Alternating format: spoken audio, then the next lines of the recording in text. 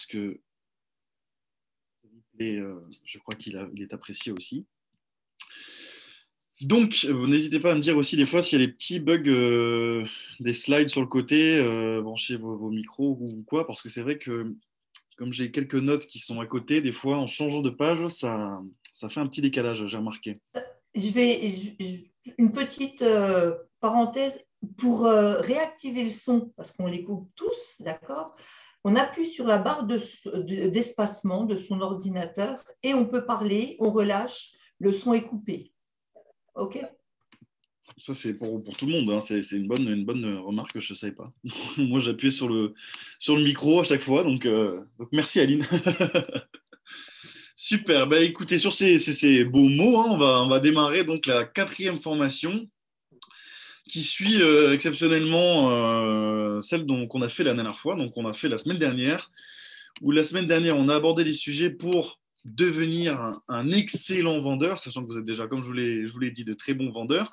Et aujourd'hui, on va faire un petit peu le tour de plusieurs outils qui peuvent assister, on va dire, vous assistez vous dans vos démarches journalières, dans votre travail.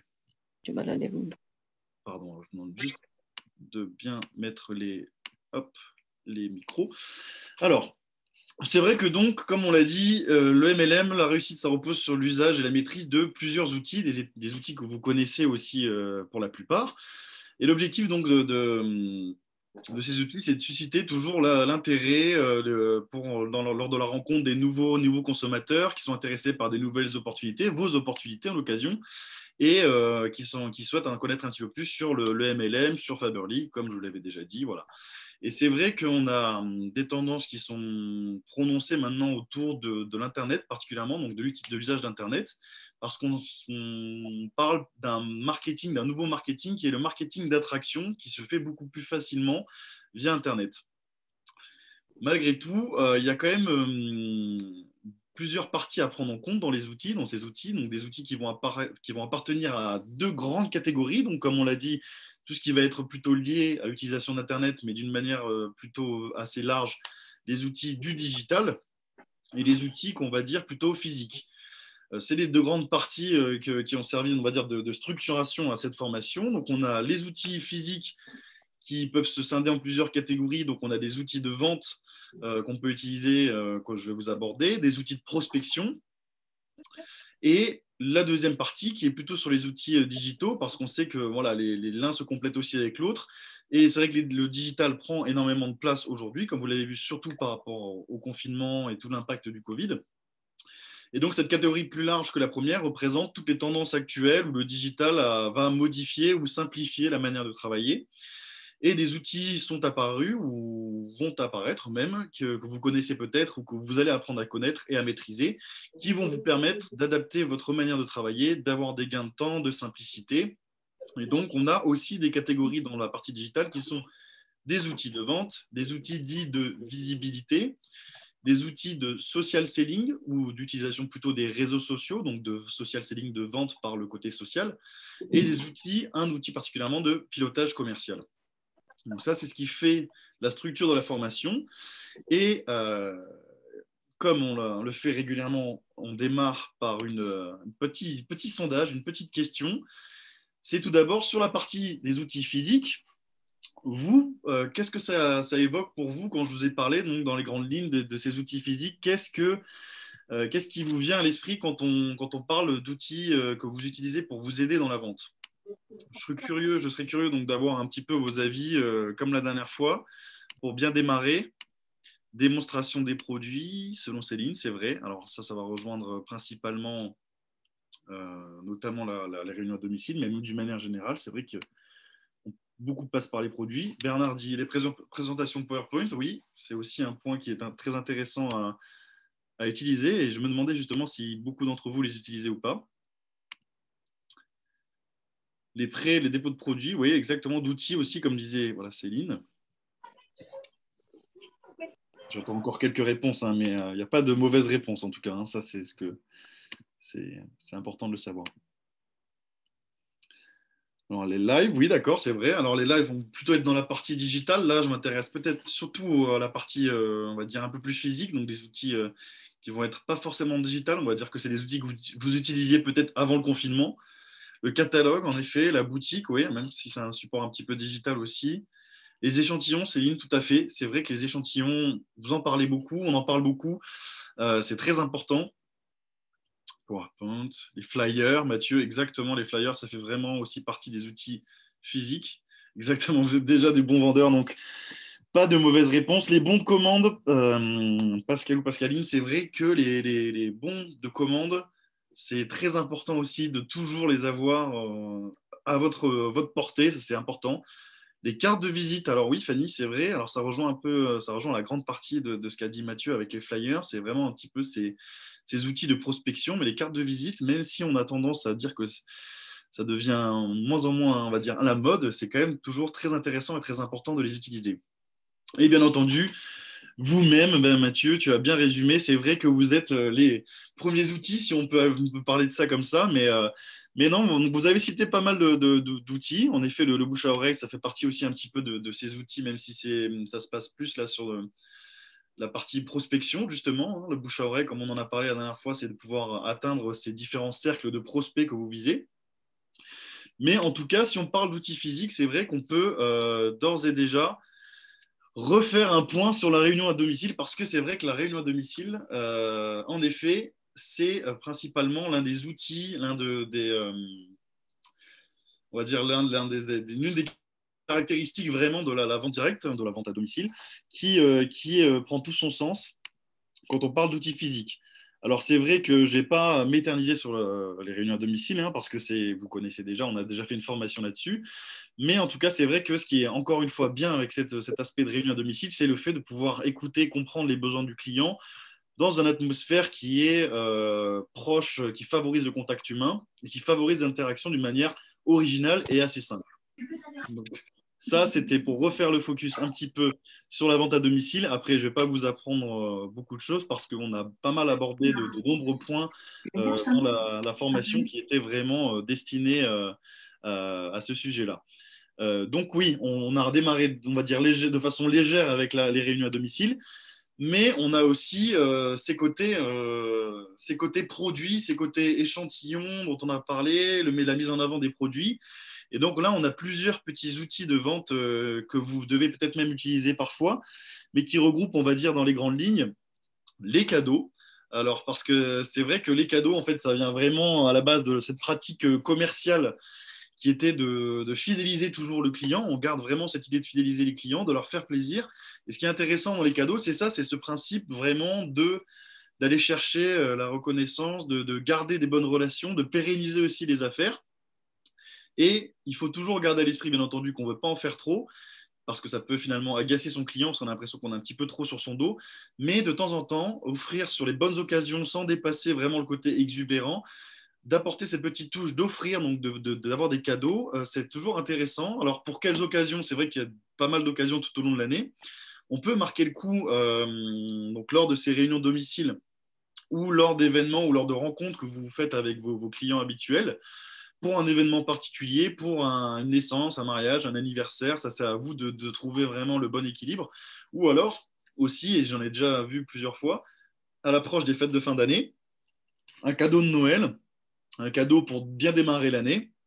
C'est toujours des périodes qui sont aussi intéressantes. Alors, quand on parle de cadeaux, on n'a pas besoin d'avoir un budget hors norme. Hein. Le but, c'est pas de se faucher pour réaliser des cadeaux. Le but, c'est de trouver surtout des cadeaux qui sont adaptés aux clients. Et donc là, on enlève la notion de prix et on pense plutôt à un geste qui va être important, qui va apporter de la valeur justement par le fait d'offrir un cadeau. Et donc surtout que les clients vont se souvenir plus facilement du cadeau parce qu'il est original, mais surtout pas forcément parce que le cadeau est à un prix excessif. Hein. Donc on ne va pas rechercher la bouteille de vin la plus chère ou la bouteille de champagne la plus chère. Ce sera plutôt dans le côté affect. On va dire qu'on va chercher plutôt dans la relation client un cadeau qui va montrer que vous connaissez bien vos clients, qui montrera justement que vous avez fait votre bonne recherche au préalable sur, par exemple, ça peut être quel type de produit ils préfèrent, que si c'est du chocolat, s'ils sont adeptes je sais pas, de produits de cuisine. Voilà, c'est ça, c'est à vous après de jauger particulièrement le cadeau que vous pouvez faire, mais on a aussi l'utilisation qui se démocratise énormément, et surtout dans la vente directe, de créer des coffrets cadeaux. Et je sais que voilà, certains d'entre vous l'ont peut-être déjà fait. Je serais curieux d'entendre, enfin, de lire vos commentaires par rapport à ce sujet-là. Mais en effet, les coffrets cadeaux sont quand même bien mis en avant pour avoir ce côté, justement, on met en avant des produits de la société, ou alors on décide de faire un petit package de plusieurs produits de qualité, d'en profiter pour présenter les produits. Et ça, c'est vraiment une idée qui peut être intéressante. Outre les cadeaux, il y a aussi toujours ces côtés offres spéciales qui vont être un outil pour vous. Dans quel sens? Parce que c'est vraiment une arme, en fait, toujours dans l'optique de fidéliser ou on va dire, d'avoir cette attraction par rapport aux clients. Il faut garder en tête que ces petits détails peuvent avoir un impact qui va être assez gros sur vos ventes. Donc, par exemple, quand on a un des produits qu'on va sortir, on peut le sortir sous forme d'offre spéciale ou sous forme de lot, sous forme de jeu. Donc là, ça peut être intéressant d'avoir des réductions pour des dates d'anniversaire, pour des clients particuliers, pour célébrer un certain nombre de commandes. En tout cas, il faut voilà, garder en tête, encore une fois, que c'est à vous de juger aussi par rapport au prix, à la valeur. En tout cas, vous pouvez centrer vos actions sur certains avantages, peut-être même réaliser des offres spéciales ou des cadeaux aussi pour vos hôtes ou hôtesses qui vous accueillent, qui vous offrent la possibilité de faire des réunions à domicile. En tout cas, voilà, vous avez même parfois le principe de carte de fidélité. Bon, ça, c'est un petit peu difficile de le mettre en place, mais bon, j'ai lu et je pense que vous avez peut-être entendu ce concept de carte de fidélité à partir d'une certaine quantité de cadeaux offerts. Voilà, ça peut être une récompense aussi. Ça peut être un peu plus compliqué de jouer là-dessus, mais en tout cas, vous avez la possibilité avec des offres spéciales de réaliser aussi des concours, de réaliser des choses qui vont mettre en avant un petit peu le côté actif de vos clients, qui vont les faire s'engager, et donc de les récompenser avec soit des petites réductions ou des cadeaux. Donc voilà un peu pour ces parties qui sont des petits outils finalement qu'on a l'habitude de voir, donc les offres spéciales qu'on voit sur le catalogue ou les cadeaux de bienvenue, etc. Mais c'est vrai que vous avez aussi la possibilité, vous, de vraiment personnaliser cet aspect-là. Pardon.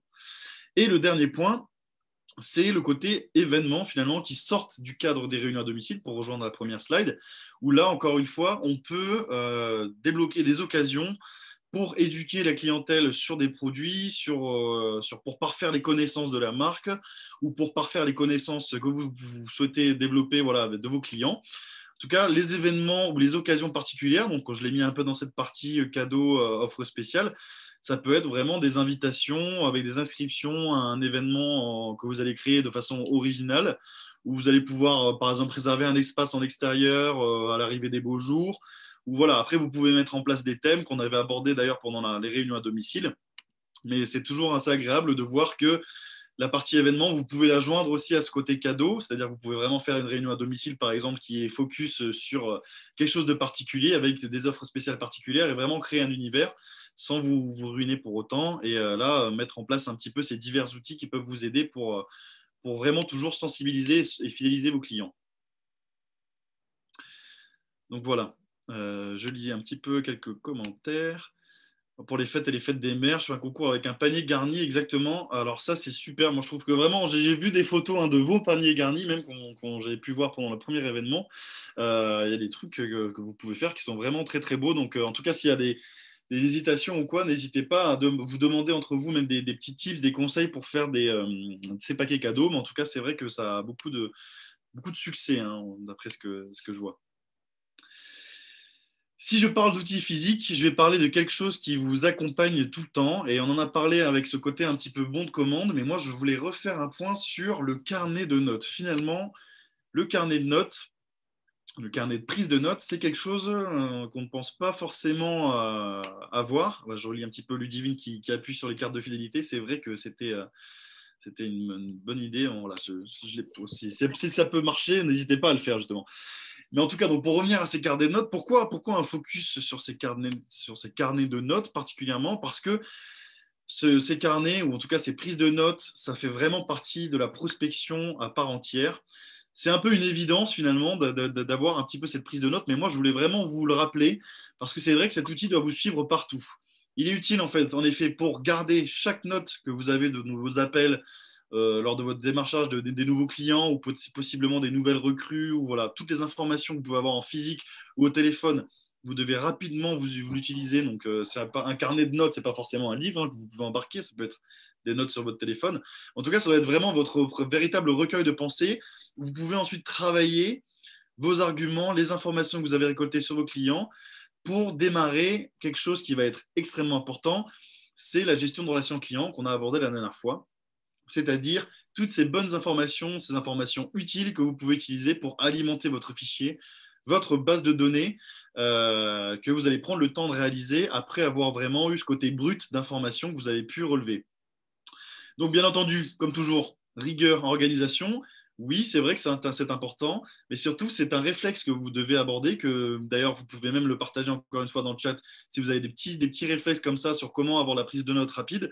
C'est important pour garder des prospects, pour garder ce cercle autour de personnes que vous pouvez garder en contact. Et donc, pourquoi on a cette deuxième partie de slide qui est importante, c'est la gestion sur Excel.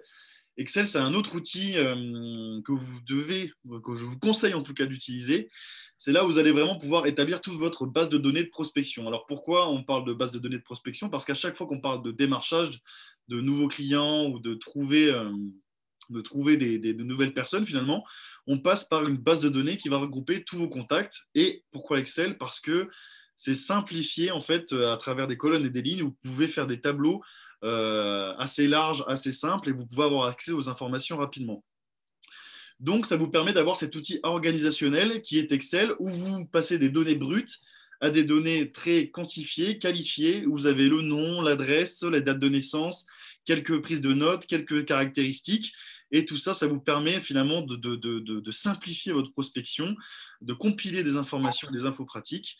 Et Excel vous garde tout ça au chaud. Comme ça, si jamais il y a la moindre souci, vous pouvez modifier ça en direct. Si jamais vous avez perdu un client, parce que c'est possible, si jamais vous avez des soucis avec un client aussi, vous pouvez directement souligner le client. Vous pouvez aussi avoir des différents codes couleurs pour montrer vos meilleurs clients. Enfin voilà, c'est vrai que c'est des outils qui sont importants à mettre en place.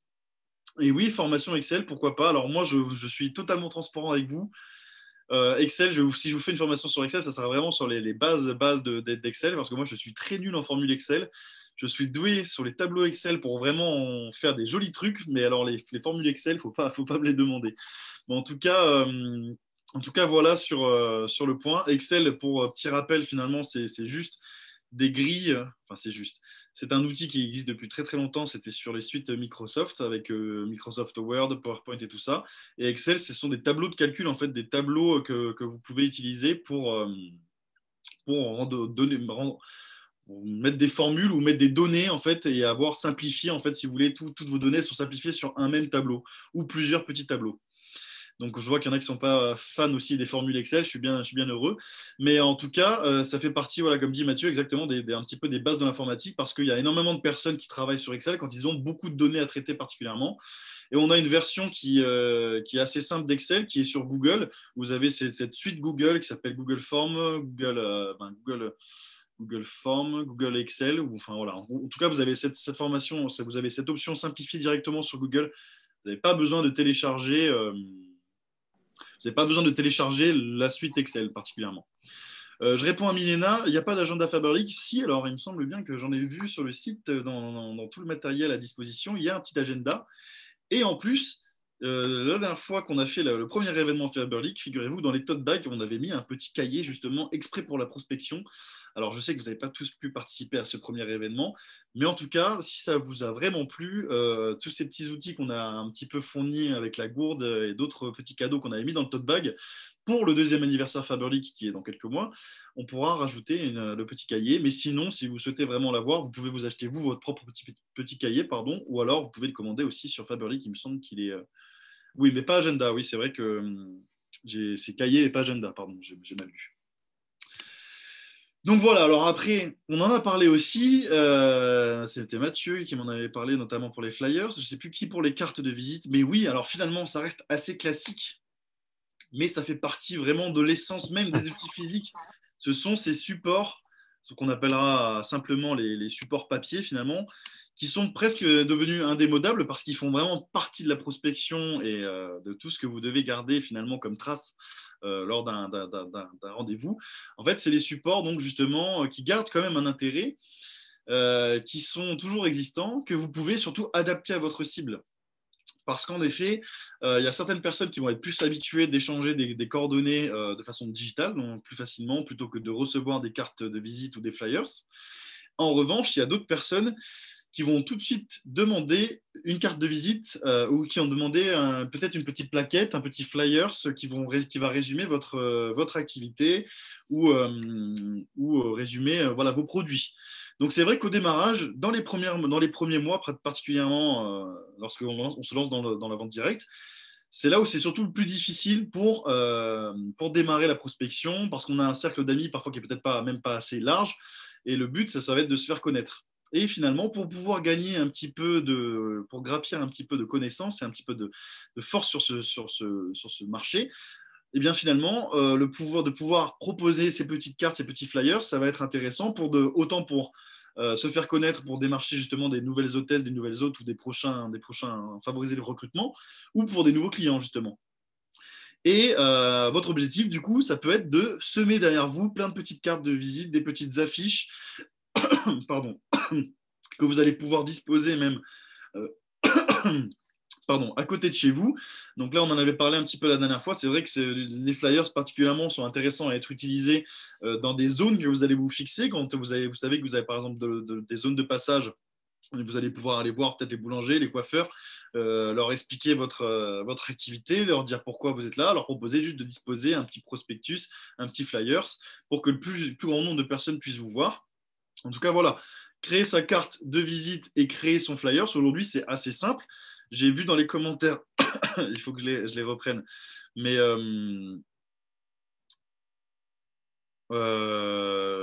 en effet, il me semble avoir vu Visa ou quelque chose voilà, qui était Vista, ouais, Vista Print, j'imagine, pour pouvoir créer ces supports. Il en existe d'autres et je vous les ai mis, particulièrement Canva. Ça, c'est des outils en fait, de design, mais qui vous proposent en fait des structures déjà toutes faites et qui sont des outils gratuits. Vous pouvez créer vos cartes de visite, vous pouvez créer vos flyers aussi. En fait, c'est assez simple d'utilisation. Moi, par exemple, j'utilise Canva pour réaliser mes présentations. Donc, c'est assez simple. Il y a Adobe Creative Cloud aussi qui vous permet de réaliser ça, donc de faire un petit peu ce design et d'avoir ensuite à trouver l'imprimeur forcément euh, pour, euh, pour pouvoir avoir tout ce support. Donc c'est vrai que la difficulté, c'est juste que la difficulté, si je peux dire, c'est juste qu'il faut la créer, mais ça vous prendra juste quelques instants. En tout cas, après, est-ce que ça vous demande un petit peu d'argent aussi, mais c'est toujours intéressant. C'est toujours intéressant d'avoir ces supports à disposer justement à vos nouveaux clients ou tout ça. Voilà. Donc attendez, je reprends pour les bons de commande, je reprends la conversation. Bon, pour les bons de commande, je ne vais pas revenir là-dessus. Et moins cher, c'est Bizet, voilà, Annie qui propose aussi. Je fais tout sur Canva, bien, ouais, on devient vite adepte de Canva. Donc les exemples sur Canva sont vraiment top. Il y a Laura qui donne les informations là, sur Vistaprint, 117 euros, 17 euros, pardon, pas 117 euros les 500 cartes, donc ça reste raisonnable. Donc voilà, pour refaire un petit peu le point sur ces personnes qui étaient peut-être un peu moins sensibles sur ces outils physiques, c'est deux manières de faire ça assez simple. Donc il ne faut pas hésiter à pouvoir les utiliser. Il y a aussi d'autres méthodes, d'autres outils qui sont peut-être un peu moins pratiques. C'est déjà le fait d'utiliser des courriers papier. Ça se faisait beaucoup plus à une époque, c'est-à-dire en faire vraiment des lettres papier, mais ça, c'est pas forcément le plus pratique aujourd'hui et ça reste coûteux. Et la deuxième partie, c'est utiliser des catalogues papier. Donc finalement, ça revient à un point dont on avait abordé, c'est-à-dire laisser ses coordonnées sur des catalogues papier. Alors, je me souviens qu'il y avait déjà eu la remarque, le fait qu'il n'y ait pas forcément d'emplacement pour laisser ses coordonnées sur les catalogues papier.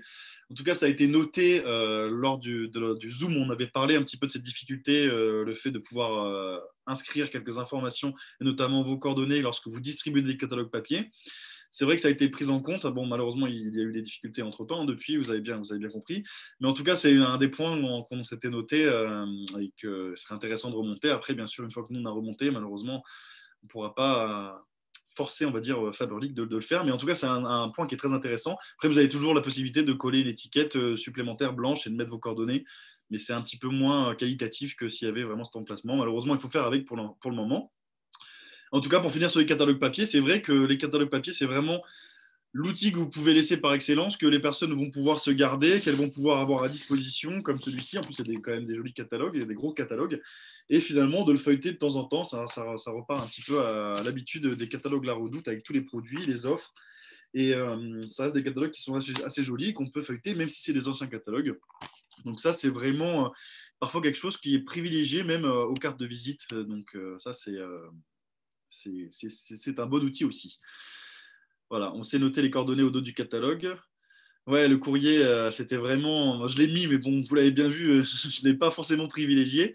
Mais les catalogues, ça reste vraiment une bonne alternative à graffer sa carte de visite. Et à graffer sa carte de visite, c'est vrai, Ludivine, c'est une bonne alternative aussi.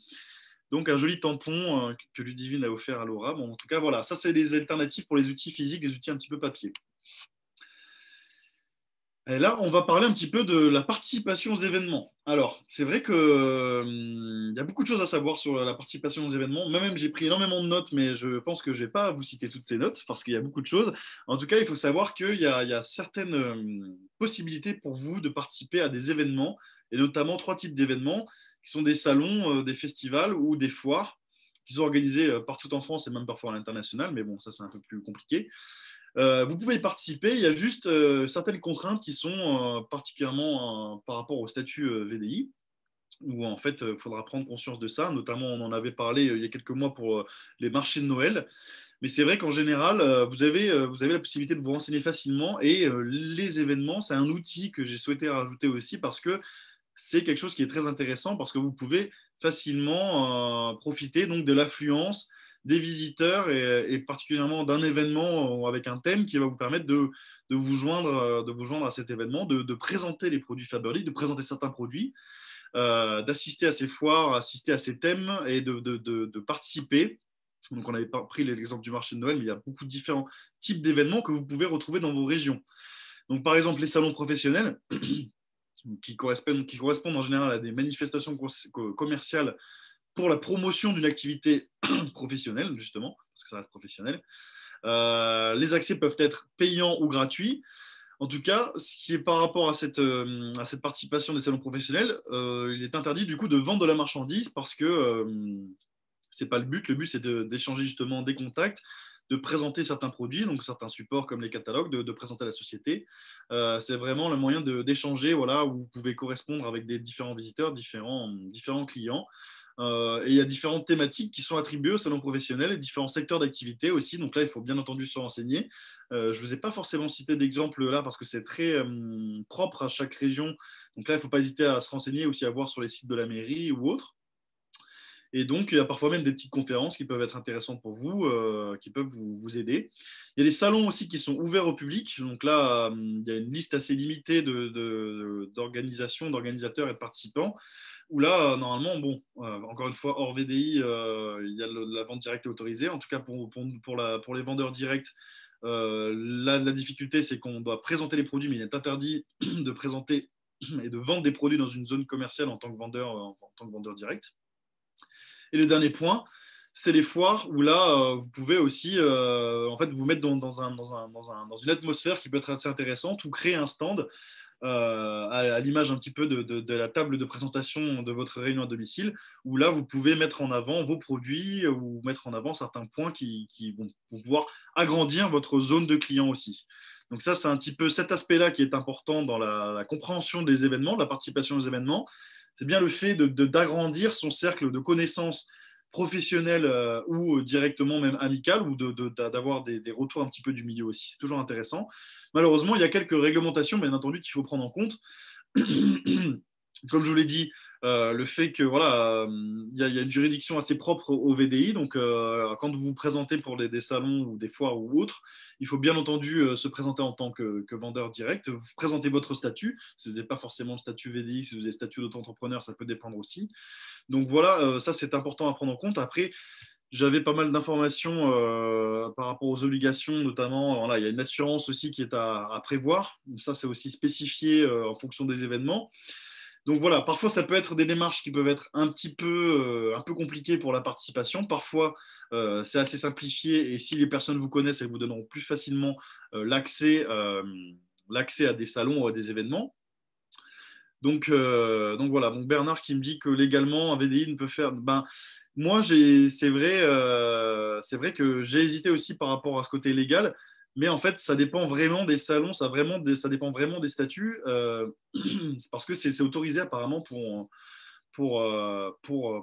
des VDI de pouvoir participer, mais après, c'est juste une question vraiment de côté légal.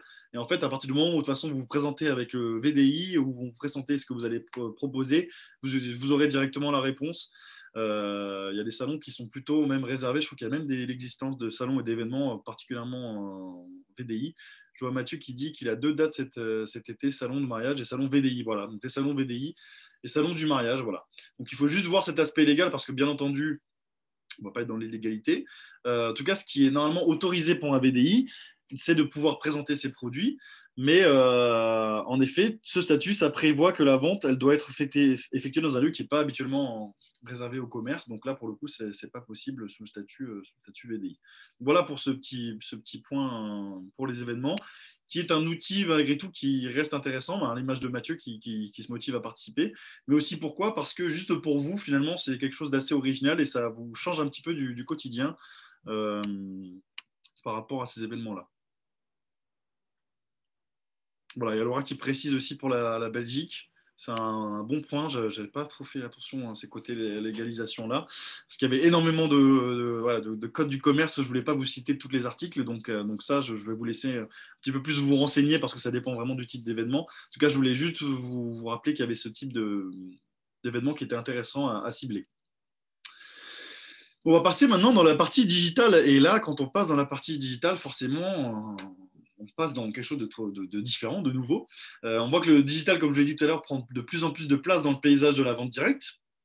Alors finalement, maintenant, il y a beaucoup moins de difficultés pour les acheteurs d'utiliser leur carte bancaire, d'utiliser les réseaux sociaux, d'utiliser un petit peu ces canaux différents qui mènent à l'acte d'achat.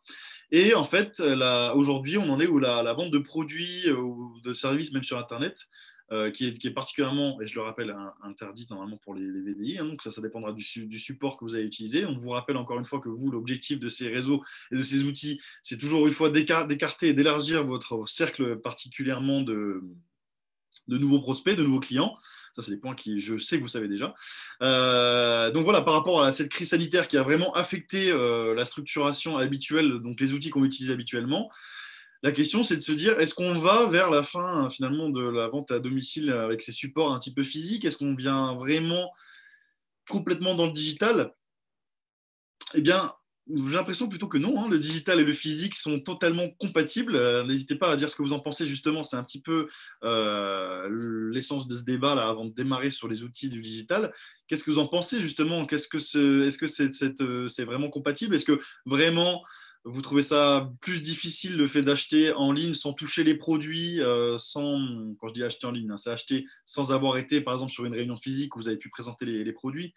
Certains préfèrent le contact humain aussi, donc c'est pour ça que le débat est toujours un petit peu d'actualité. C'est pour ça que même pour la formation numéro 2 qu'on avait fait, c'était pour vous rappeler que justement la vente à domicile, c'était quelque chose qui marchait particulièrement bien, surtout après un petit peu ce recul du Covid. Donc voilà un petit peu le sujet avant de démarrer sur les outils du digital. Mais c'est vrai que le digital, ben, ça reste quand même quelque chose qui est vraiment au service qui est quand même venu vraiment supporter la vente directe, parce que c'est vrai que selon le journal FVD, en 2020, 83% des outils digitaux sont destinés à la communication avec les clients, 70% servent au recrutement et 50% à la prospection et 40% à la vente pure. Donc c'est quand même des pourcentages qui sont assez élevés par rapport à le digital au service du business, donc de la vente à domicile, la vente directe.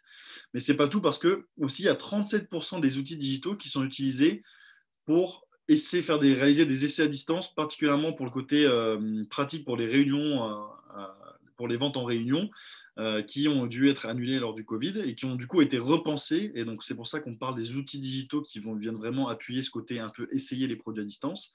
Donc voilà. Et avant de lire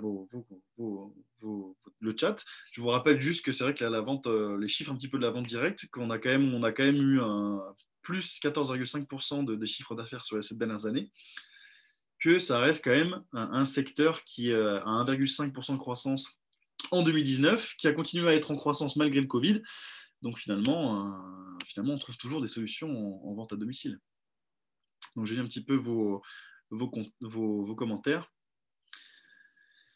Oui, donc pour se faire connaître, pour faire des réunions virtuelles et les ventes se font rarement en digital, bah, c'est exactement ce point-là, c'est qu'on aime finalement toujours toucher un petit peu le produit. La vente à domicile, impossible à supprimer, même il faut, je pense, encore plus l'utiliser.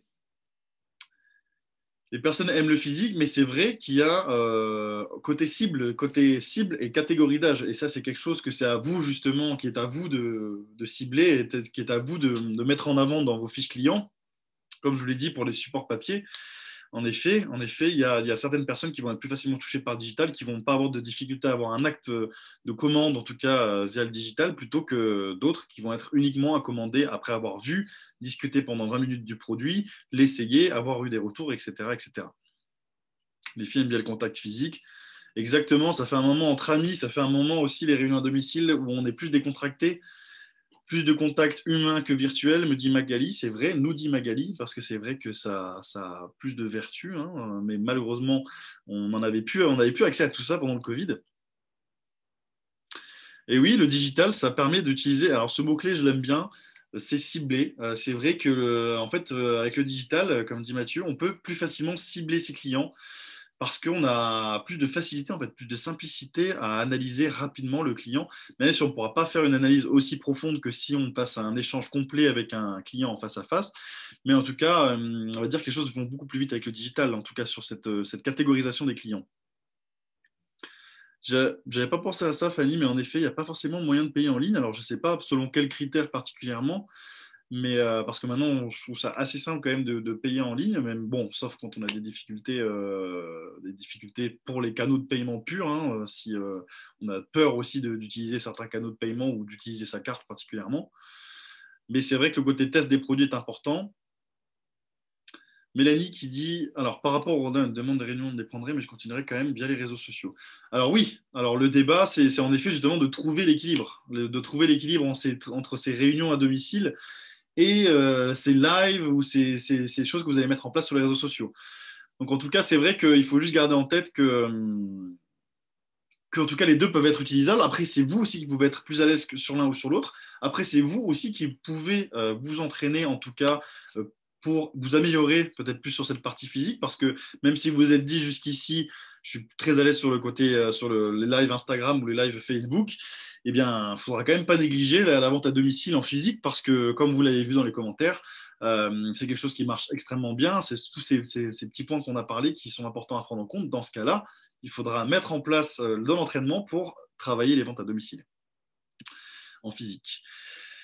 Alors, il me semble que c'est Bernard qui nous a parlé du PowerPoint. Et oui, alors, en fait, je me devais de mettre le PowerPoint. Je ne l'ai pas mis dans les outils physiques. J'ai hésité à le mettre dans les outils digitaux parce que finalement, c'est un petit peu entre les deux. Parce que finalement, le PowerPoint, c'est typiquement l'outil digital qui va appuyer une présence physique. On en avait pas particulièrement, on avait un petit peu abordé pendant la dernière formation, mais finalement, c'est vrai que l'outil de présentation PowerPoint, c'est l'outil par excellence qui est le meilleur support lors d'une réunion, lors d'une présentation en physique, que ce soit dans des réunions habituelles ou dans des réunions à domicile particulièrement. Alors pourquoi on parle d'outils d'aide à la vente? Parce que quand on parle de présentation, on parle de présentation commerciale, hein, vraiment, on parle de vraiment ce support qui va être là pour vous aider à appuyer soit des propos, soit à avoir les images des produits ou un autre support qui va être présent à côté de vous, en plus de ce que vous pouvez disposer devant vous en physique et en plus de vos paroles.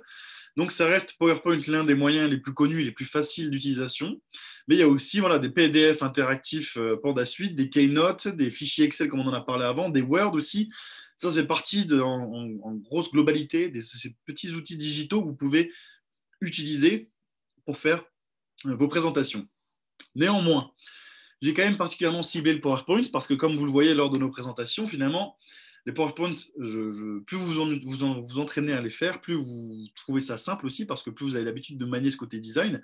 Mais il y a environ une petite dizaine de conseils qu'il faut adopter pour bien faire un petit PowerPoint ou un gros PowerPoint. En tout cas, je vais vous les citer assez rapidement.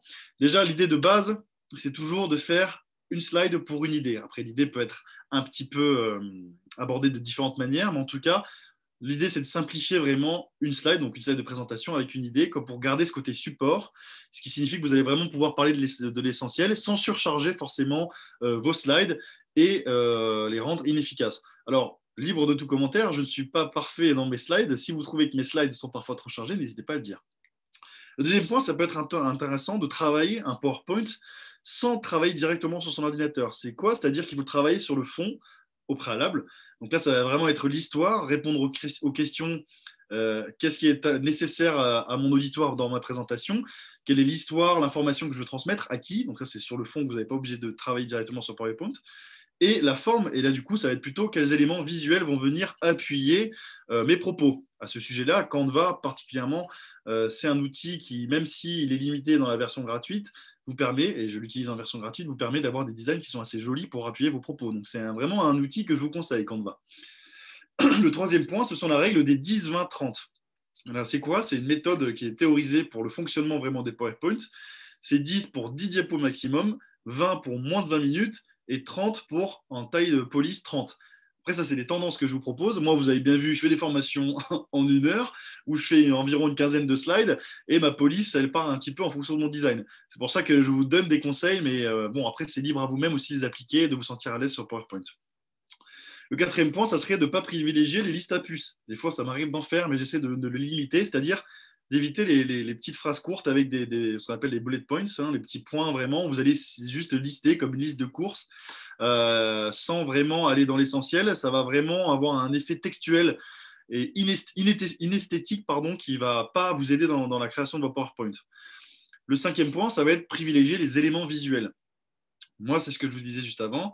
Si vous trouvez des images ou quoi, c'est des ressources visuelles qui sont hyper intéressantes. C'est des photos, des graphiques. Vous pouvez même vous-même créer des graphiques, des smart art, ce qu'on appelle sur PowerPoint. C'est une option que vous avez pour créer vos graphiques.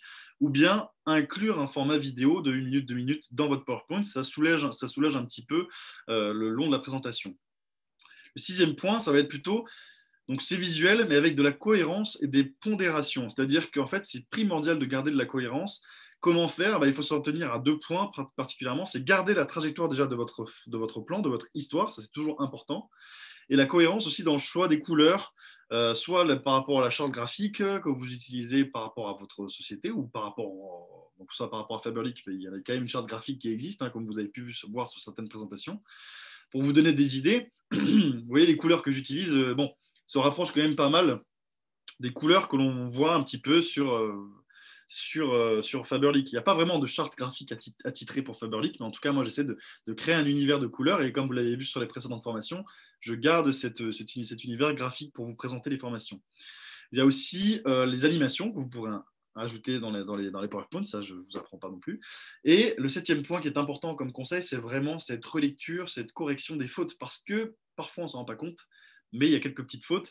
Je ne sais pas si je fais beaucoup de fautes, je n'ai pas l'impression que j'en fais beaucoup, mais en tout cas, c'est toujours important que l'auditoire n'aperçoive pas lui-même les petites fautes.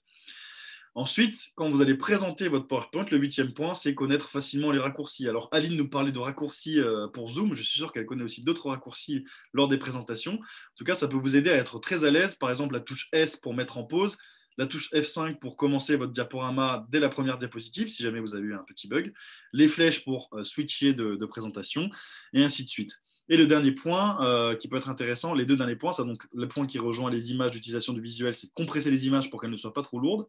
Et le dixième point, c'est bien entendu s'entraîner, se préparer, quitte à présenter le PowerPoint devant des amis qui sont disponibles pour vous. Donc voilà. Je vais trop vite, excusez-moi. 10, 20, 30, c'est quoi? Je reviens là-dessus. 10, 20, 30, c'est quoi? Donc c'est une théorie. Je vous l'ai passé rapidement parce qu'en fait, je ne savais pas si vous aviez déjà toutes ces clés en main, si vous connaissez bien le PowerPoint. Je reviens sur le troisième point, donc la règle des 10, 20, 30. C'est 10 pour 10 diapos maximum, 20 pour 20 minutes en général, pour que les présentations ne soient pas trop longues, et 30, pourquoi? Parce que c'est la police de taille qui doit être de 30 minimum, pour que ça soit bien visible. Donc le 10, 20, 30.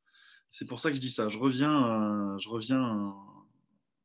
Alors il y en a qui vont même poser des questions par rapport. Le PowerPoint, c'est Et voilà, alors Bernard qui est un adepte du PowerPoint, qui dit que les PowerPoint animés, c'est super pour présenter aux prospects. Et ben oui, en effet, il y a même des personnes qui ont vraiment l'habitude de voir des PowerPoint et qui peuvent directement voir aussi votre professionnalisme à travers un PowerPoint. PowerPoint, pour répondre à Trépin, en fait, PowerPoint, c'est un logiciel gratuit que vous pouvez avoir accès. Moi, j'utilise Canva, c'est un format de PowerPoint. PowerPoint, ça vous permet d'utiliser en fait ces formes de slides. En fait, PowerPoint, c'est ce que je suis en train de vous présenter maintenant. Si vous voulez, c'est des slides qui vont se succéder avec des points par slide. Donc par slide, quand je dis les slides, c'est ces petits carrés hein, vraiment qu'on visualise. Et en fait, ils vont être utiles. Pourquoi c'est PowerPoint? C'est pour faire des présentations, des formations. Vous allez pouvoir justement, comme je vous l'ai dit, cibler vraiment vos arguments et les développer en ayant ce support derrière visuel. Donc que ce soit les mots-clés, par exemple, que j'ai décidé de mettre sur les 10 petits points que vous voyez ici, appuyés du coup par tout l'argumentaire que vous allez pouvoir mettre en avant. Canva, j'utilise en pro car j'ai craqué. Bah ouais, moi aussi, hein, je vais finir par l'utiliser en pro grâce à Faberlic. Ben écoutez, je vois qu'il y en a qui n'ont pas l'habitude d'utiliser, qui sont assez surpris, mais en tout cas, c'est vraiment un très très bel outil PowerPoint. Hein. C'est vrai que ça va vous permettre vraiment de pouvoir développer vos sujets vraiment plus en profondeur. Donc, je suis désolé si je suis allé vite, parce que je pensais que vous connaissiez déjà les PowerPoint. Donc, Bernard répond. 10-20 ans. Ouais, bon voilà, Bernard, c'est vrai que moi, j'ai appliqué, comme je vous l'ai dit, la 10-20-30, c'est la petite théorie, la petite méthode. Mais vous avez bien vu que moi, personnellement, je ne m'y tiens pas. C'est pour ça que ça s'adapte. En tout cas, pour ceux qui souhaitent démarrer sur PowerPoint, je vous conseille quand même d'utiliser ce 10-20-30. Comme ça vous permet déjà de vous entraîner sur des petites présentations, de faire juste ces dizaines de slides, cette vingtaine de minutes, parce que ça fait déjà beaucoup, 20 minutes à utiliser. Donc, si jamais parce que là, j'ai pas mal d'outils à vous aborder, c'est pour ça que je fais assez vite. D'ailleurs, je vais peut-être pas aller jusqu'au bout vu qu'il est déjà 21h50. Si jamais vous souhaitez que je fasse une vraie formation sur PowerPoint, pardon, mettez-le en commentaire, là je noterai et puis je ferai une formation en PowerPoint particulièrement. Ça ne m'embêtera pas du tout de le faire et ça sera plus simple pour vous parce que là je suis allé dans les grandes lignes, j'ai parlé vite, je me suis même un peu étouffé donc je suis désolé. Donc voilà, je vais devoir passer un petit peu à l'autre slide parce que j'ai d'autres outils à vous aborder.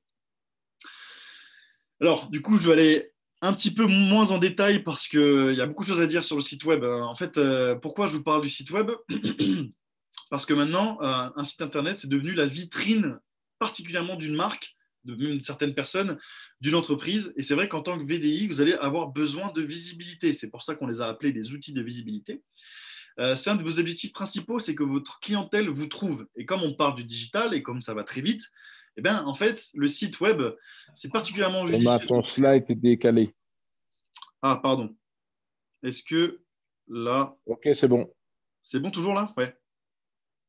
Ok. Donc oui, je reprends. Donc c'est particulièrement judicieux de créer un site internet parce que finalement, déjà, comment ça se passe sur internet? Le référencement, ça se passe par mots-clés. Comme vous tapez des recherches sur internet, vous tapez quelques mots-clés, vous tapez VDI, MLM, Faberlic, vous allez tomber directement sur certains sites, certains articles. Pour votre domaine, qui est notre domaine, la vente directe, le MLM, ça fonctionne pareil. Si vous souhaitez vraiment étaler votre visibilité, les mots-clés et le référencement, donc ce qu'on appelle le référencement, c'est les mots-clés qui vont être utilisés dans votre site web, dans votre page, sont très importants. Vous avez plusieurs options pour créer un site web. Je vous ai mis quelques sites qui sont sur la slide là. Donc vous avez Wix, WordPress, Shopify. Ce sont des sites très simples qui sont les plus réputés pour créer des sites web facilement. Sinon, vous pouvez toujours contacter un professionnel, mais ça va vous coûter très cher. Donc, je vous conseille maintenant en fait, de vous pencher un petit peu là-dessus. Encore une fois, je ne vais pas pouvoir rentrer dans les détails, mais si vous souhaitez vraiment avoir une formation où je peux vous donner des conseils, en tout cas sur le site web, je ne vais pas être un designer, un développeur Internet, donc je ne vais pas pouvoir vous donner toutes les clés du succès, mais je pourrais aller un petit peu plus en détail dans cet outil-là. Donc, si ça vous intéresse, mettez-le aussi dans le chat, comme ça je noterai et je me préparerai pour une prochaine formation. Donc voilà, donc pourquoi un site internet, c'est important pour la partie prospection des nouveaux clients? parce que sur votre site internet, vous allez pouvoir capturer à l'aide de formulaires que vous allez pouvoir, par exemple, inclure dans votre site web. Vous allez pouvoir capturer des coordonnées plus facilement, des personnes qui sont intéressées pour passer des commandes. Vous allez pouvoir capturer aussi des renseignements différents qui viennent de vos équipes, qui viendront du marché. Et en fait, le site internet, c'est le centre névralgique, ça va devenir, en tout cas si vous ne l'utilisez pas tout de suite, le centre névralgique de votre activité, parce que toutes les informations utiles qui vous concernent, vous allez pouvoir les afficher sur un site internet. Aujourd'hui, des sites internet, il y en a des milliers de milliers, mais c'est pour vous montrer à quel point ça devient à la portée de tout le monde de créer aussi un site internet. C'est différent d'un blog, hein, je précise. Et donc, en fait, sur ce site internet, vous allez pouvoir y mettre votre histoire, votre parcours. Les personnes vont pouvoir comprendre, un peu avoir accès à toutes ces connaissances qui sont sur vous, vos témoignages aussi. Donc, en fait, ça va être aussi une façade intéressante pour afficher les catalogues, les nouveaux produits ou peut-être certaines promotions. Donc, c'est vrai que ce qui est intéressant, c'est ça. Mais ce qui est aussi intéressant avec le site web, c'est qu'en fait, maintenant, pour avoir des bons réseaux sociaux et un bon site web, en fait, les deux sont liés. Ce qu'on appelle le lien entre les deux, c'est donc toujours ce référencement, c'est la possibilité de vous trouver. Si des personnes vous trouvent sur Facebook, si des personnes répondent à votre email, si des personnes sont intéressées par votre Instagram, le fait que vous ayez un site internet en forme de visibilité façade, ça va vous permettre d'avoir directement la personne qui va vous trouver plus facilement. En fait, ça fonctionne comme ça. C'est un algorithme vraiment d'un internet particulier qui vous permet de gagner plus en visibilité. Je n'ai pas parlé en détail du coup de la conception d'un site internet. Par contre, il y a une option qui est intéressante et que je vous ai mise, c'est la landing page ou une page de vente. Une landing page, c'est une version simplifiée en fait d'un site internet. C'est une page unique, donc il n'y a pas toutes les fonctionnalités qu'on a comme quand on est sur le site Faberly, que tous les onglets, toutes les redirections. Là, on est sur une version simplifiée en une page qui va rassembler vos informations essentielles en prenant en fait le temps de pouvoir rajouter des visuels, un côté esthétique, graphique, et ça va vous permettre de maximiser votre conversion, donc tous les clients que vous avez trouvés en vrai, tous vos prospects en vrais clients. En fait, ça va converser votre trafic, c'est-à-dire que ça va vraiment générer du trafic parce que vous allez avoir toute cette visibilité où les personnes vont pouvoir vraiment comprendre qui vous êtes. Donc, c'est important la page de vente parce que c'est une autre alternative qu'un site web. Si ça vous paraît être trop gros à créer le site web, vous tapez landing page ou page de vente et ça vous permettra de vous rendre compte qu'en fait, c'est vraiment cette page unique où vous pouvez mettre quelques produits, quelques informations. Et c'est pour ça que je l'ai mis. Je ne vais pas rentrer dans les détails parce qu'on manque un petit peu de temps. Mais je rejoins un petit peu ce que vous dites. Vous êtes intéressé donc pour les formations PowerPoint, j'ai noté. Et on veut tout, ouais, intéressé pour le site web, oui. Ça vous intéresse? Facile à utiliser, Bernard qui nous dit par rapport à WordPress. Oui, en effet, je vous ai vraiment sorti les plus simples à utiliser. À la limite, Shopify un peu moins, mais WordPress et Wix que vous voyez là sont assez faciles d'utilisation. Et exactement, Laura, je ne suis pas rentré dans les détails, mais tu m'as enlevé les mots de la bouche. Ce qui va vous coûter un petit peu d'argent, ce sera juste l'hébergement et le site de l'URL pour avoir votre nom de domaine, c'est-à-dire que ce soit votre nom propre ou autre, c'est ce que vous allez trouver. Donc, www.faberlic.com, là, on aura www.lauraboulanger.com et c'est ça que vous allez peut-être payer pour l'année, parce qu'en général, c'est sur l'année, comme pour l'hébergement. Et ça peut vous coûter, pour l'hébergement, un hébergement pas cher, ça peut vous coûter une quarantaine d'euros. Et pour avoir votre nom de domaine, donc votre nom de site internet avec par exemple votre nom et prénom, ça peut vous coûter parfois une dizaine d'euros. Après, c'est à vous de trouver un petit peu. Il y a pas mal de sites aussi différents. Céline qui valide HubSpot, simple et ergonomique. Alors là, Céline, c'est top ce que tu dis parce que tu parles de CRM et je voulais en parler aussi tout à l'heure. Mais voilà, donc ça, c'est, vous voyez, ceux qui sont. Bernard qui parle de OVH, en effet. Pour l'hébergement, c'est connu aussi OVH, et je crois que c'est français. Donc voilà, tout le monde compare, je suis content. Je suis content. Prenez les informations pour ceux qui les partagent, c'est le but du chat pardon, récupérer les informations qui sont notées, parce que c'est vrai que c'est plein d'informations valables. Donc voilà, je reviendrai donc parce que je vois qu'il y en a quelques-uns qui sont intéressés sur peut-être un petit peu de plus ces détails sur ce que c'est que l'hébergement, ce que c'est que les noms de domaine, comment se familiariser aussi avec les sites que je vous ai mis. Il y a aussi Google Sites aussi au-delà de HubSpot. Donc voilà, c'est pour ça que je vous ai mis la petite question en bas. Est-ce que vous êtes intéressé pour créer un site internet VDI? Si vous êtes intéressé pour une formation de ce type, sans que je rentre dans les détails qui sont vraiment la création, je vous je vous en parlerai une autre fois. Pascal ou Pascaline, c'est quoi CRM? J'en parlerai un petit peu plus tard, pas de souci. Merci d'avoir abordé ce terme, parce que c'est très bien. Et donc, je vais devoir rapidement passer sur d'autres outils qui sont le blog. Le blog, je vais y passer rapidement parce que ça rejoint un petit peu l'utilisation d'un site internet. Il se fait déjà 22 heures, je ne vais pas aller dans trop loin.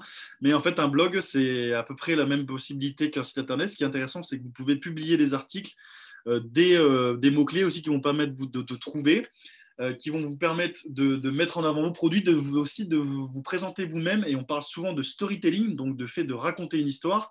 Un blog, c'est encore plus simple à créer qu'un site internet ou une landing page. Un blog, ça existe depuis beaucoup plus longtemps même, c'est beaucoup plus accessible depuis plus longtemps. Ça vous permet d'exposer beaucoup de choses. Voilà, des sites web gratuits d'internet pour les VDI. En plus, bah oui, exactement, les blogs. Moi, par exemple, pour faire mes formations, j'utilise des blogs. Je me base sur des blogs de vendeurs VDI, de marketing, de management. Je me base sur ces blogs-là. Si vous vous demandiez comment je faisais pour faire mes formations, j'utilise des blogs et des sites internet. Je fais énormément de recherches pour tout regrouper. Et donc, vous voyez comme quoi ces blogs me permettent de réussir aussi. Et donc, il faut s'intéresser au fait de créer un blog parce que ça va vous attirer de nouveaux interlocuteurs. Un blog bien animé, c'est-à-dire que vous publiez pas mal de contenu où il y a pas mal de mouvements, ça peut vous rapporter entre 5 et 10 nouveaux prospects par jour.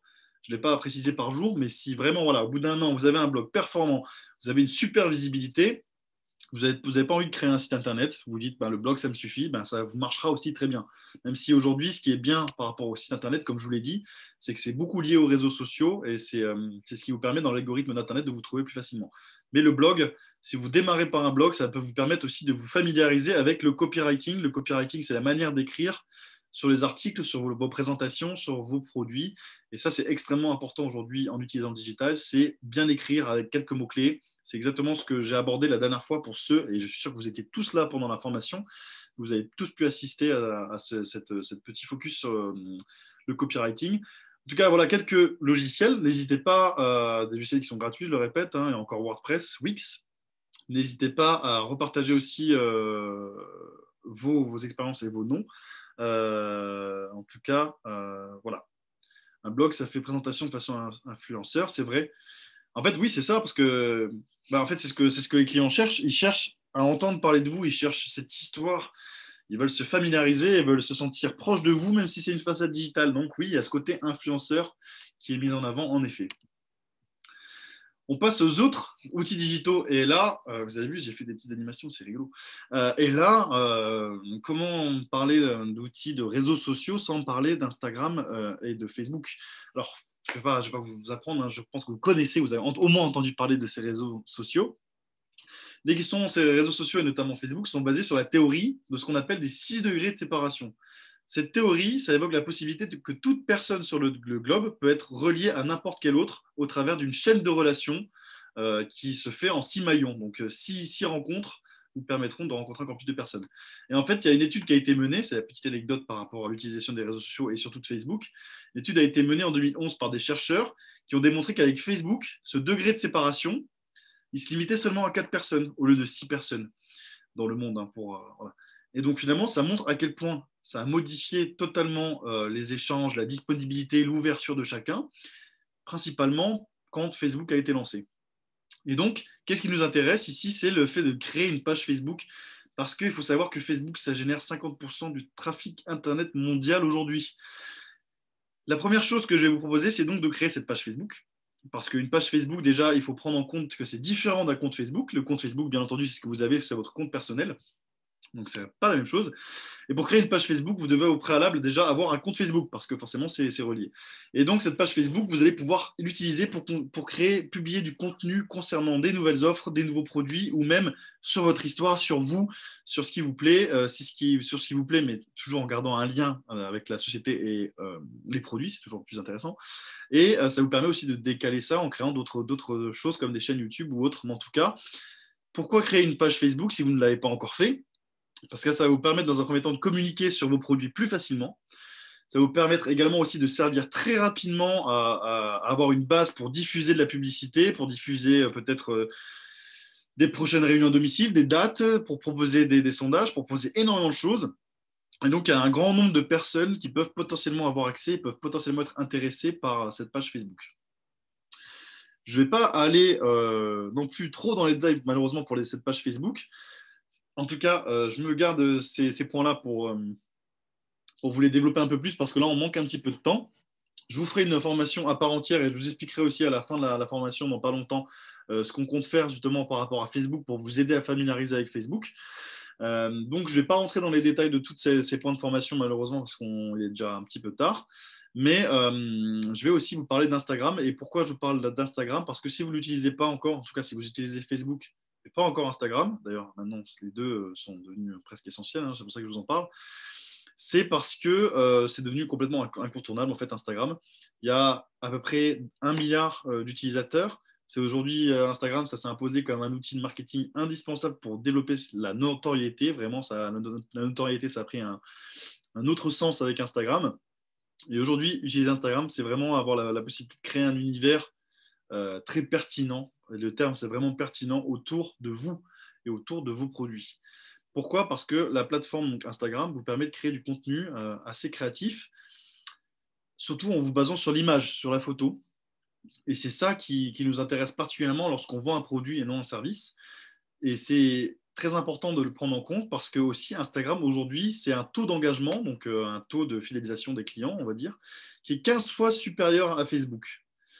Donc si vous n'êtes pas à l'aise avec Facebook, c'est pas grave, il va falloir travailler sur Instagram. Parce qu'Instagram, c'est le réseau qui est devenu idéal pour développer une nouvelle audience, pour accroître des ventes, pardon, pas des ventres. Et c'est devenu quelque chose qui est essentiel pour aussi vous permettre de laisser libre cours à votre imagination. Et vraiment, je mise là-dessus, sur ce terme, créer votre univers. Parce que ça va vraiment être cohérent avec vous, avec votre personnalité et vos produits. Surtout dans la vente directe, en fait, Instagram, comme tout se joue sur l'image, vous allez vraiment créer toute une identité, ce qu'on appelle le feed. Donc, c'est les petites icônes avec les images que vous allez avoir sur votre page Instagram, où là, vous allez avoir vraiment en fait, un univers qui va être visible dès le premier regard en vous rendant sur votre page. Donc, que ce soit des photos, il y a aussi l'existence de stories. Donc, les stories, vous savez, ces images, ces vidéos que vous mettez, donc, comme sur Facebook, ça existe aussi sur les stories sur Facebook, qui vous permettent de partager pendant 24 heures du contenu. J'en parlerai aussi avec plus de détails la prochaine fois. Il y a aussi des lives qui ont même plus de répercussions, les lives Instagram, que les lives Facebook. Donc, c'est les directs. Hein, les lives, c'est quand vous filmez. On en a déjà parlé un petit peu. Mais ça, c'est un outil supplémentaire qui est proposé aussi par Instagram et qui, comme je vous l'ai dit, par rapport à Facebook, rencontre beaucoup plus d'audience. Donc, c'est ça qui est intéressant. Donc, ces fameux directs. Et on a aussi une autre utilisation d'Instagram qui est intéressante, c'est l'utilisation 100% vidéo, donc ce qu'ils appellent l'IGTV, ou même l'utilisation maintenant des réels. Donc, ça peut vous évoquer pas grand-chose pour l'instant. Je ne peux pas trop entrer dans les détails, mais sachez que prochainement, vous aurez des formations sur des réels, des IGTV, des stories, des lives, tous ces termes anglophones que vous devez apprendre à maîtriser parce que c'est extrêmement important. Donc, après avoir dépassé la barre des 1 milliard d'utilisateurs, en fait, Instagram a décidé d'utiliser vraiment aussi à 100% la vidéo. C'est pour ça que c'est devenu important. Et donc, n'oubliez pas l'adage qui dit une image vaut 1000 mots. Instagram, ça représente vraiment un enjeu majeur aujourd'hui pour développer votre visibilité et accroître votre notoriété, comme je l'ai dit, à travers donc des vidéos, des photos ou autres créations graphiques que vous pourrez faire. D'ailleurs, même sur Canva, pour celles et ceux qui sont habitués, il y a même déjà pareil que pour les cartes de visite, vous avez la possibilité d'utiliser aussi déjà des designs qui sont tout créés spécialement pour Instagram. Donc ça, c'est aussi un atout. Et donc voilà, je vais vous en parler en plus en détail. C'est un outil qu'il fallait que je vous cite, que je vous citerai plus rapidement, enfin plus rapidement, plus en détail la prochaine fois. Donc voilà. C'est loin l'anglais, mais déjà entendu parler top d'animation. Maintenant, on a des réels sur Insta. Bah voilà, Laura, je n'avais pas lu ton commentaire, mais oui, aussi sur Insta et Facebook, les gens aiment. Et oui, en fait, ces fameux réels, sachez que c'est ce qui marche le mieux maintenant sur Instagram. Et il y a même le retour des hashtags. Donc, vous savez, les petites dièses où vous mettez les mots-clés, qui est particulièrement revenu à la charge sur les réseaux sociaux et particulièrement sur Instagram. Donc voilà, je reviens sur Ludivine, ce que tu disais par rapport aux pages, aux groupes Facebook, c'est pareil? Non, non, c'est pas pareil. Les groupes Facebook, c'est vraiment des groupes qui sont créés pour les échanges, les conversations, où c'est plus simple d'inviter du monde sur le groupe pour que les personnes partent du principe qu'elles vont participer, échanger. Et en fait, c'est vraiment un outil qui est différent d'une page Facebook, parce qu'une page Facebook, ça va vraiment être cette façade, un peu à l'image d'une page de vente Internet finalement. la page Facebook, il va y avoir moins d'échanges, il va y avoir moins de conversations comme sur un canal Telegram ou sur un canal WhatsApp. Là, le groupe Facebook va plus avoir cette vocation-là. La page, elle, va être hyper utile pour avoir ce côté vraiment visibilité, un post où il va y avoir des likes, des commentaires, mais il ne va pas y avoir un échange qui va pouvoir se mettre aussi facilement en place que sur les groupes. Oui, Laura, ouais, ça fait beaucoup de formations. Non, non, on n'est pas trop vieux pour Instagram. Avant Instagram, Facebook, c'était très catégorisé par catégorie d'âge, pardon. Enfin, c'était très catégorisé par âge plutôt. Euh, et ben voilà, Aline a répondu. Ben, j'avais pas vu. Excusez-moi, je descends au fur et à mesure. Donc voilà, c'est Instagram. Maintenant, c'est devenu avec une cible beaucoup plus large. Avant, Instagram, c'était surtout sur les 25, je dirais 23, 40 ans peut-être dans les grandes lignes. Facebook, c'était plus pour 30 ans et plus. Et bien, il y a eu TikTok qui est arrivé que pour de la vidéo, qui était pour du 18-25. Maintenant, Instagram, ça va de 18 ans vraiment à 50, 55, 60 plus. Donc finalement, il n'y a pas d'âge, il n'y a pas le fait d'être trop vieux. Maintenant, j'ai envie de dire, il faut aussi avoir l'habitude de travailler avec ces réseaux qui sont devenus des outils indéniables et indispensables. Donc, j'ai vu que finalement, il y avait beaucoup de réponses par rapport au groupe Facebook. C'est pas le même travail. C'est du travail aussi. Mélanie, voilà, elle dit qu'elle bosse sur ses stories sur Insta et sur Facebook. Bah oui, à la transition aussi, on peut mettre une story Instagram et sur Facebook. C'est du travail un petit peu, mais plus pareil, hein, plus vous prenez l'habitude de le faire, plus ça sera simple pour vous. Alors attendez, j'essaie de descendre un petit peu les commentaires. Bah oui, je vois que vous avez du mal avec Instagram. Mais justement, j'ai des commentaires.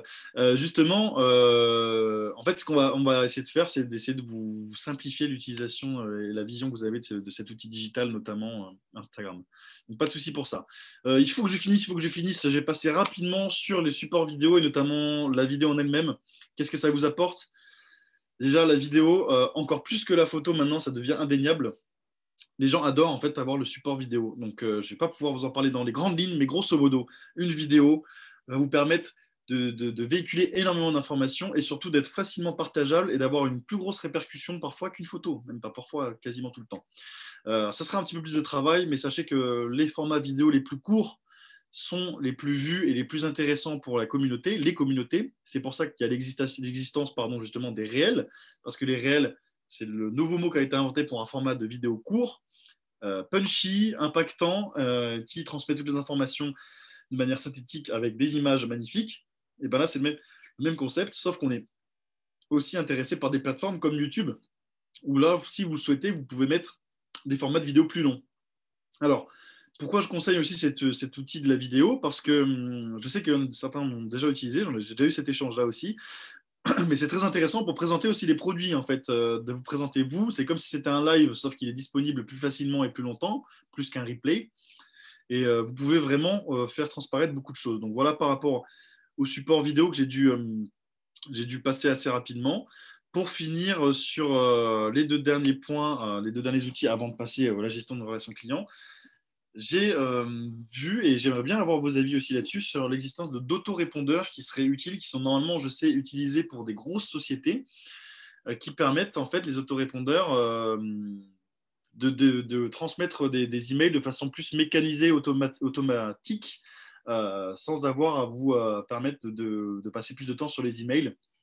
Même si, comme vous voyez sur cette diapositive, je contrebalance en disant quand même que les emails, ça a énormément d'importance comme outil digital d'information et de communication, autant pour transmettre des liens, des catalogues, des documents. Voilà, c'est vraiment quelque chose qui est particulier et qui vous permet de garder aussi un contact fort avec vos prospects et vos clients. Surtout pour vous garder le contact aussi. Quand on a des personnes qui ne sont pas tout de suite à l'aise pour donner leur Instagram, même ou leur Facebook, ou leurs autres coordonnées, le mail, finalement, ça reste un petit peu l'outil de communication standard que vous pouvez toujours facilement transmettre. Et donc, je vous conseille quand même de vous baser vraiment sur des emails pour attirer l'attention des personnes inscrites sur vos listes de clients. Parler des actualités aussi, notamment de créer des newsletters. Les newsletters, c'est chaque mois, par exemple, chaque campagne, vous pouvez créer une newsletter. Une newsletter, ça va être un email qui regroupe les informations importantes, les offres spéciales, les nouveautés, des images, et tout ça de manière plus graphique qu'un email où on écrit, si vous voulez, des lignes et des lignes. On appelle ça donc une newsletter. Et une newsletter, c'est très utilisé par des sociétés en général pour transmettre, par exemple, les nouveautés du mois, les produits du mois, etc. Ben, vous pouvez garder ce principe de newsletter pour vous adresser à vos contacts. Vous créez, vous passez, il existe aussi des logiciels de newsletter, je ne les ai pas mis, mais gratuits. Ça vous permet de mettre quelques images, quelques notions. Et après, vous n'avez plus qu'à mettre les emails et s'envoie automatiquement quand vous le programmez à votre base de données d'email. Et tous les gens vont être contents à chaque début de campagne de recevoir par exemple un lien vers le catalogue ou que ce soit les nouveautés, les nouveaux produits ou un petit message de votre part qui dit voilà, démarrage de nouvelle campagne, etc. C'est ça qui est intéressant des newsletters. Qui est très utilisé aussi par email et qui vous permet de fidéliser encore une fois un petit peu vos clients. Je reprends un petit peu le newsletter marche du tonnerre, mais oui, Céline, n'hésitez pas à motiver les autres personnes sur ce Zoom. Je n'ai pas vu le covoiturage fait automatiquement. Orange du marchand avec gel douche d'orange. Je n'ai pas vu cette vidéo, mais je serais ravi de. Je serais ravi de le voir, mais en effet, Céline, je rebondis sur ce que tu dis. Les vidéos, les lives, ça explose toutes les statistiques en termes de visibilité. Pour les emails, alors du coup, pareil, Milena, et pour ceux qui ne connaissent pas les newsletters, les emails, ces types d'emails automatiques, comme je n'ai pas le temps de vous en parler, et là c'était une formation qui était vraiment axée sur la connaissance des outils, et je voulais justement savoir si vous vouliez en savoir plus sur certains outils. J'en profite pour vous savoir si vous voulez justement avoir un petit peu plus d'informations sur l'envoi d'automatique d'email ou sur les newsletters qui peuvent vous permettre d'avoir un gain de temps, un côté beaucoup plus efficace et garder ce côté pratique aussi.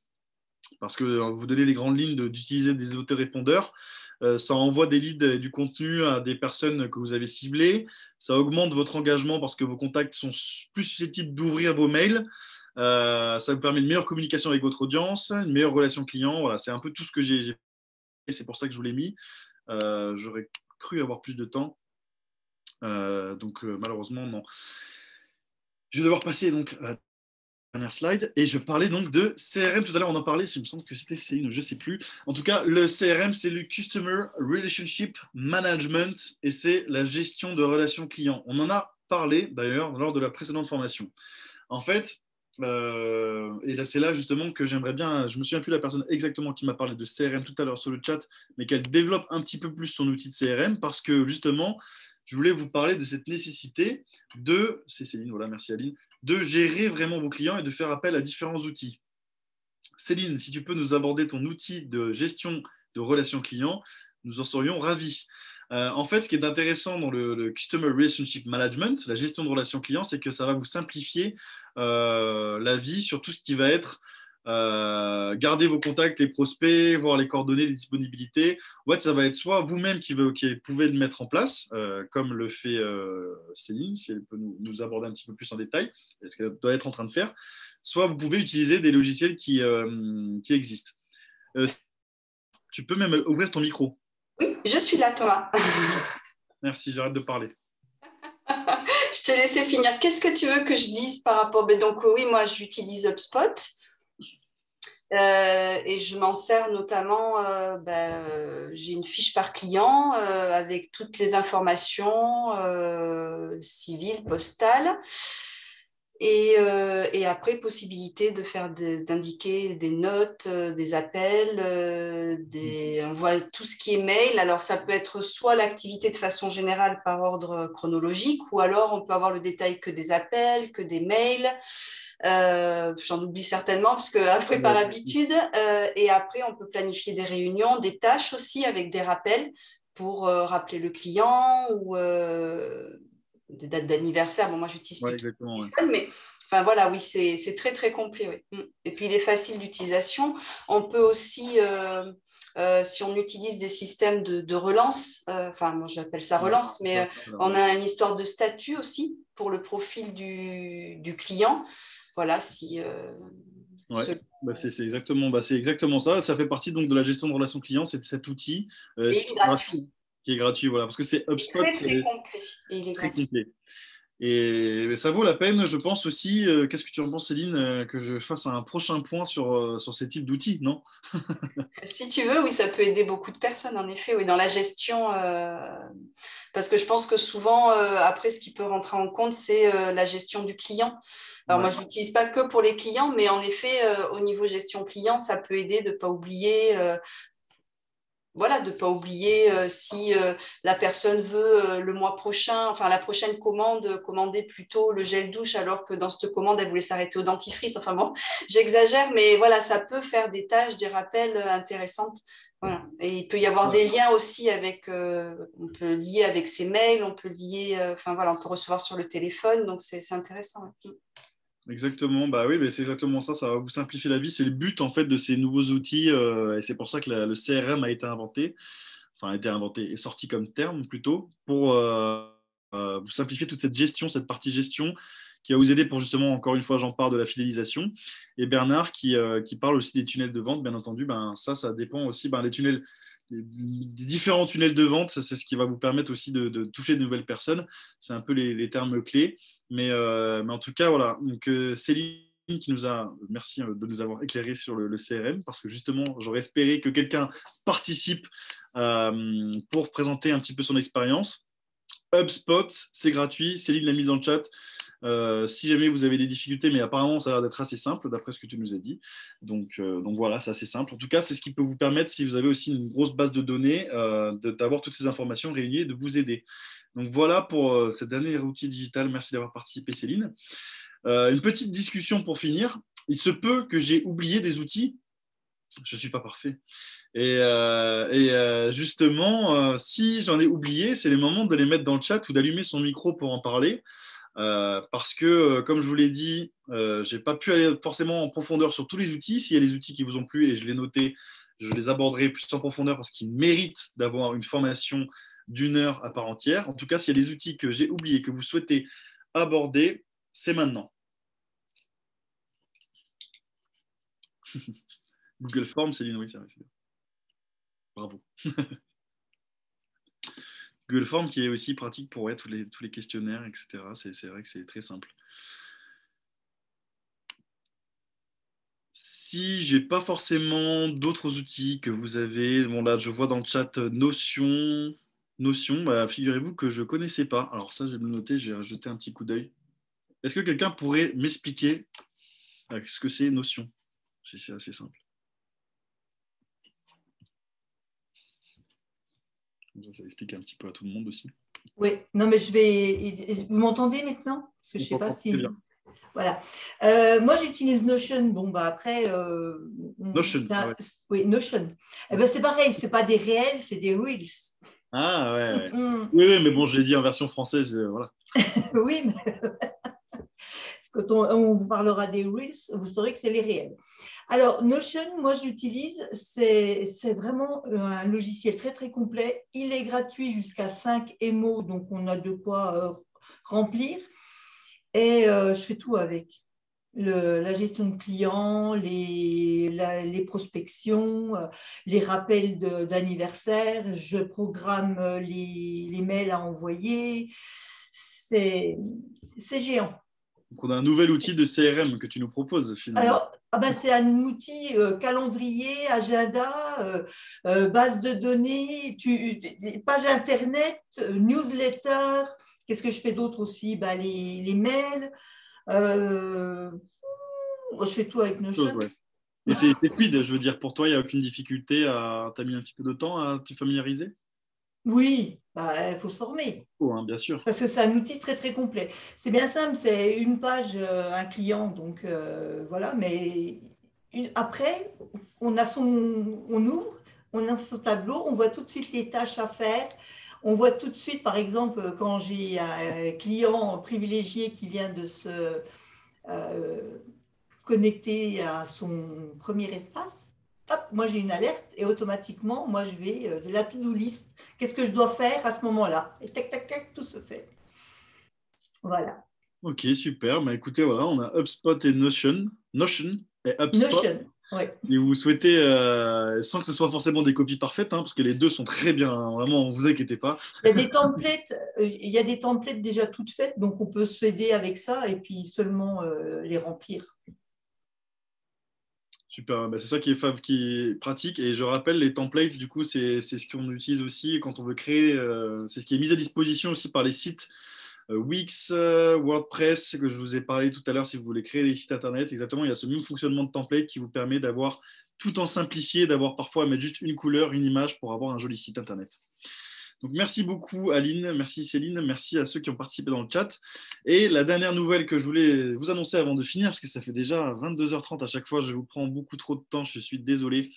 La dernière nouvelle, c'est donc, on a récemment eu avec Sonia des nouvelles de Federica Salvatore, qui est donc la responsable des réseaux sociaux Europe.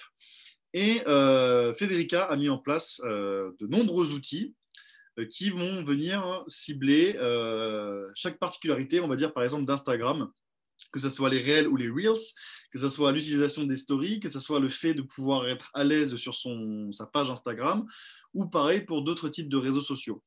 Et en fait, donc, on a mis à disposition nos moyens et dès la semaine prochaine, sur le canal de formation Telegram, je vais soit vous transmettre des supports vidéo, qui je vais traduire du coup avec ma voix, qui vont vous expliquer certaines caractéristiques, par exemple, de ces réseaux, soit des documents ou d'autres types de supports. Et en général, je vais essayer d'en transmettre environ 3 par semaine, qui vont être vraiment sur de la formation social networks, donc les réseaux sociaux, social media management, donc pour gérer tous ces réseaux sociaux qui vont vous aider, et comme vous l'avez bien vu, qui sont extrêmement importants dans les outils d'aide à la vente dont vous disposez aujourd'hui.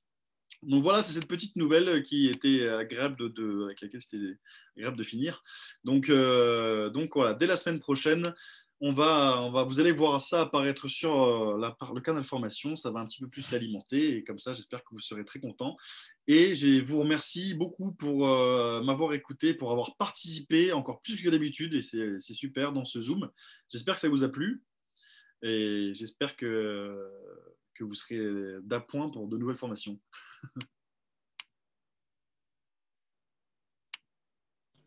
Merci Thomas. Donc voilà, merci à tous. Je vous laisse aller vous reposer. Je vous remercie encore une fois. J'espère que vous avez pris en note, même si j'allais un petit peu vite. En tout cas, le replay, je le